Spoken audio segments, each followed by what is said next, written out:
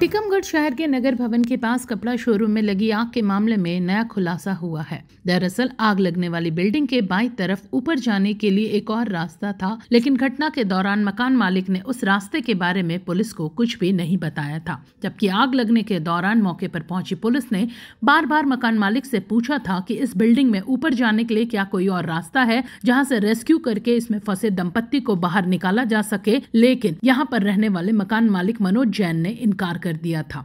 इसके चलते बुजुर्ग दंपत्ति को निकालने में काफी समय लगा था और आखिरकार दम घुटने से उन दोनों की मौत हो गई थी। अब पुलिस मामले की जांच में नए सिरे से जुट गई है। दरअसल 24 जुलाई को सुबह 5:30 बजे नगर भवन के सामने कपड़ा शोरूम में भीषण आग लग गई थी। इस हादसे में बिल्डिंग के दूसरे माले पर फंसे 70 साल के देवेंद्र जैन और 65 साल की उनकी पत्नी सुलोचना जैन की दम घुटने से मौत हो गई थी। घटना के दौरान मनोज जैन अपनी पत्नी, 2 बच्चों और मां को लेकर नीचे उतर आए थे, लेकिन देवेंद्र और सुलोचना को निकालने में देरी हुई।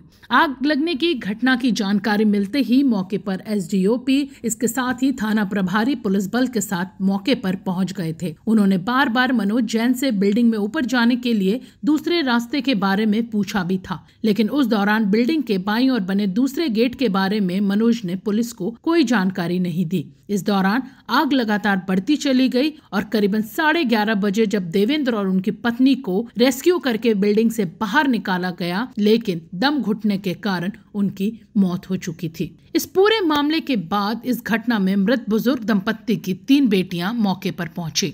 मृत दंपत्ति की 3 बेटियां थी और तीनों की शादी हो चुकी है।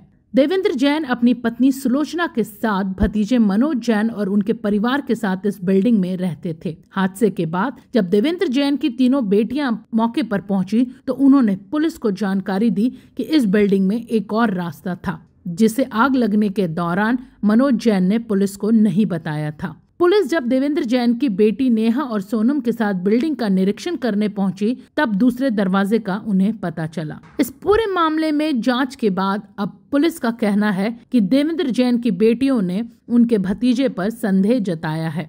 मामले की जांच के लिए कोतवाली थाना पुलिस के नेतृत्व में टीम गठित की गई है। टीम घटनास्थल पर भी पहुंची और निरीक्षण किया। पुलिस की माने तो जांच के आधार पर अब आगे की कार्रवाई की जाएगी। बताया जा रहा है कि मृतक दंपत्ति का कोई बेटा नहीं था, 3 बेटियां थी और तीनों बेटियों की उन्होंने शादी कर दी थी। तीनों बेटियों की शादी के बाद मृतक देवेंद्र जैन और उनकी पत्नी सुलोचना जैन अपने भतीजे मनोज जैन और उनके परिवार के साथ इसी बिल्डिंग में रहते थे। बिल्डिंग के नीचे ग्राउंड फ्लोर पर कपड़ों का शोरूम था और ऊपर देवेंद्र और मनोज जैन अलग अलग माले में रहते थे। घटना के दौरान आखिर मनोज ने पुलिस को दूसरे दरवाजे की जानकारी क्यों नहीं दी, इस पर अब पुलिस जांच कर रही है। फिलहाल पुलिस को संभावना है कि इस पूरे मामले में कुछ बड़ा खुलासा हो सकता है।